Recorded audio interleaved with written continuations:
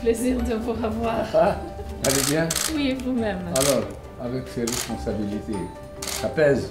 Ça pèse, mais on a l'énergie. Plaisir de vous voir, Président.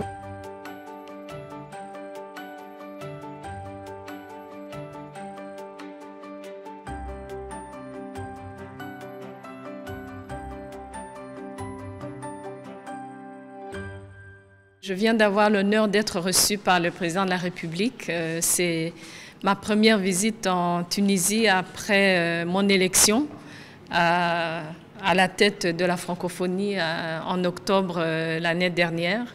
Je viens de faire 3 mois en fonction et il fallait que je vienne à Tunis pour lancer le processus de préparation du prochain sommet de la francophonie, qui est aussi le sommet du cinquantenaire de notre organisation.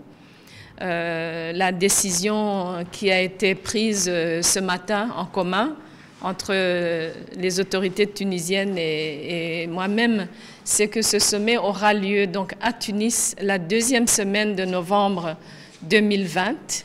Et d'ici quelques semaines, nous allons aussi lancer le thème du sommet qui est presque finalisé, en discussion. Nous allons d'ici aussi quelques semaines mettre en place le comité d'organisation, qui est un comité conjoint entre la francophonie et la Tunisie. Nous nous réjouissons du fait que ce sommet aura lieu dans le pays d'un des pères fondateurs de la francophonie, le président Habib Bourguiba. C'est aussi un sommet qui intervient à un moment important du monde multilatéral, à un moment où notre organisation doit servir beaucoup plus ces peuples. Et aussi, nous avons, avec le ministre des Affaires étrangères ce matin, signé l'accord de siège qui nous permet d'ouvrir le bureau régional de la francophonie ici à Tunis. De ce pas, je vais voir le ministre de la Culture pour l'implantation de ce bureau qui va nous servir pour la région de l'Afrique du Nord. Et donc,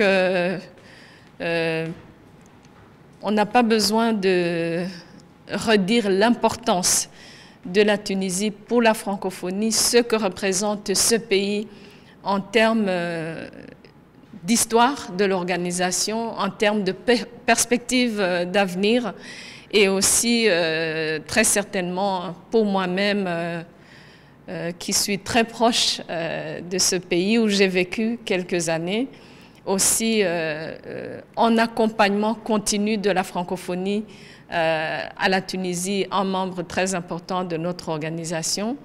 Et c'est donc avec beaucoup d'intérêt et beaucoup d'attentes que le monde francophone attend ce sommet. Et c'est donc la raison principale de ma visite ici en Tunisie.